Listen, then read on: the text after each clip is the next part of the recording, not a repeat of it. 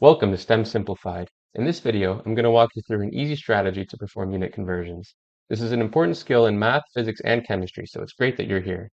This strategy can be applied whether you're working with length, mass, volume, velocity, or any other type of unit. We'll start with some easier examples before moving on to some more challenging ones. So in this first example, we're trying to convert 47,382 millimeters into meters. Now, regardless of what kind of units you're using, first step is always to figure out the conversion rate between your units. So in this case, we're going from millimeters to meters, and we know that 1,000 millimeters equals 1 meter. Okay, so our next step should be to write out our given, which in this case is 47,382 millimeters. And it's always nice to write out what we're looking for, which is some number of meters.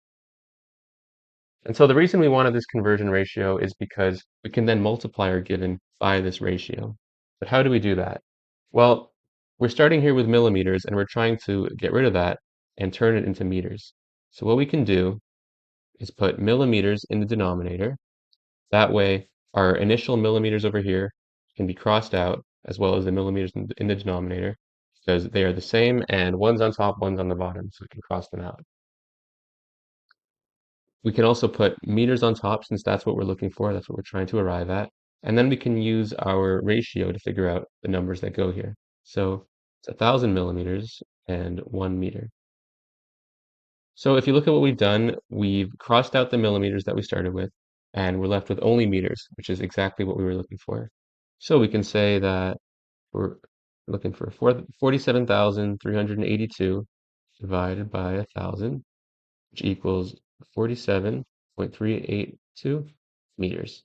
And that's our final answer. So now that I've shown you the first example, why don't you pause the video and try the second one on your own before I walk you through it. Okay, so just like the last example, our first step is to figure out the unit conversion between these two units. So we're going from kilograms to grams, and we know that 1 kilogram equals 1,000 grams. All right, next let's write out our given. So we're given 2.7 kilograms, and we're looking for some number of grams. So again, we're going to multiply by our ratio. Since we're trying to get rid of the kilograms, we're going to put that in the denominator so we can cross them out. And we're going to put grams on top because that's what we're trying to find at the end. And from our ratio, we know that it's 1,000 grams in 1 kilogram. So again, what we're left with here is grams. The kilograms have been removed. So we can do 2.7 times 1,000, which is going to equal 2,700 grams. And that's our final answer. Again, feel free to pause this video and try this third one on your own before I walk you through it. So, like the previous examples, we want to figure out the conversion rate between our units. And you could always look that up if you're not sure. But let's say you're writing a test and you're not sure exactly how many milliliters are in a kiloliter. But you do know that 1 kiloliter equals 1,000 liters, and 1 liter equals 1,000 milliliters. You can use these two ratios instead of just trying to find one big ratio, and you can still use the same strategy. So let's write out our given, which is 1.9 kiloliters, and we know we're trying to find some number of milliliters. So to get rid of the kiloliters, we should put that on the bottom once again, and we can use our first ratio and put 1,000 liters on top, 1 kiloliter in the bottom, and we can cross out our kiloliters, so we're left only with liters. But if you look at the question again, liters is not what we're looking for, so we got to get rid of that somehow. And we can use our second ratio for that. So we can multiply this by 1,000 milliliters over 1 liter, cross out the liters. Now, if you look at our two multiplication steps here, it's left us only with milliliters. Everything else has been crossed out, and milliliters is what we're looking for in the question. So we can now do 1.9 times 1,000 from here, and times 1,000 again from here, and that'll give us 1,900,000 milliliters. All right, so a couple more.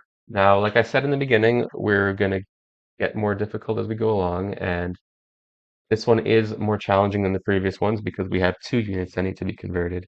We have 72 kilometers per hour, and we're trying to turn it into meters per second. So we can still use the same steps, the first one being to figure out our conversion rates between our units. So we have kilometers, turning that into meters. So we can say 1 kilometer equals 1,000 meters. We're also trying to turn hours into seconds.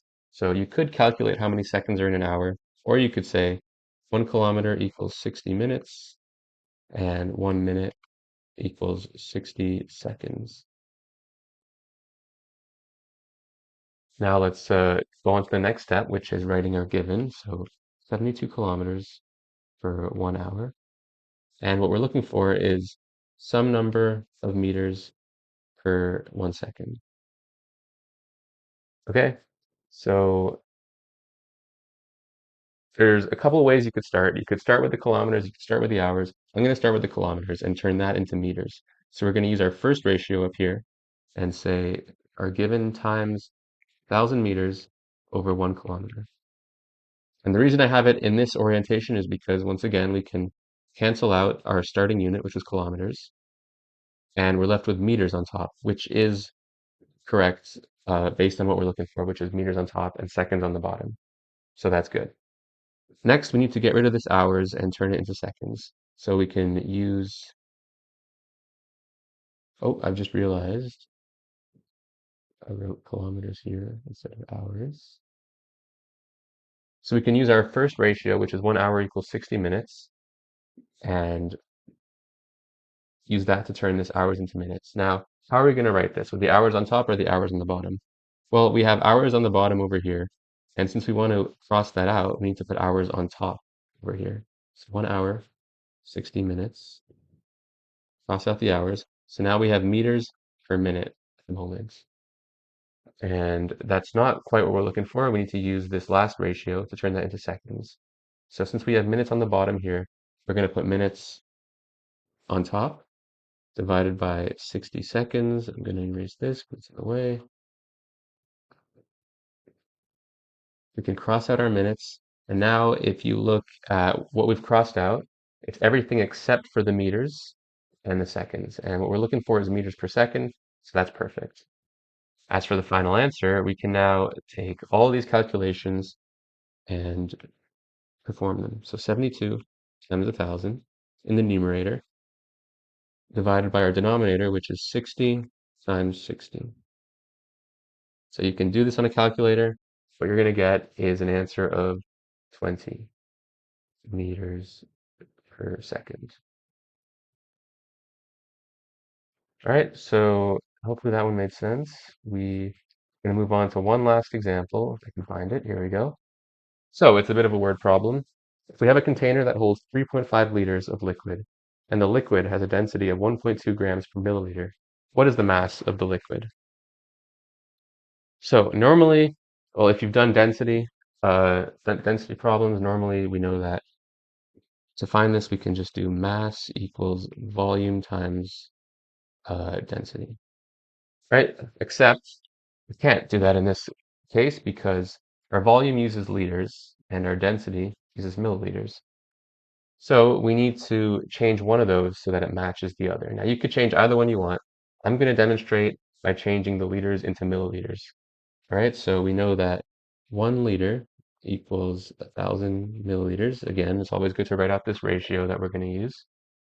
And so we have 3.5 liters times 1,000 milliliters over 1 liter. We can cross out our liters, and we're left with 3.5 times 1,000 equals 3,500 milliliters. So now we can reframe the question and say, container holds 3,500 milliliters with a density of 1.2 grams per milliliter. What is the mass? So we can use this formula that we wrote at the top and say mass equals volume times density, which is going to equal 3,500 milliliters times 1.2 grams per milliliter. and that's going to equal 4,200 grams. So that's all I have for this video. Subscribe if you'd like to see more science and math videos to help you through high school, and let me know in the comments if you have any questions or any specific examples you'd like some help with. Also, since I'm a new channel, if there's any topics that you'd like me to make videos about, please also let me know in the comments. Thank you, and see you in the next video.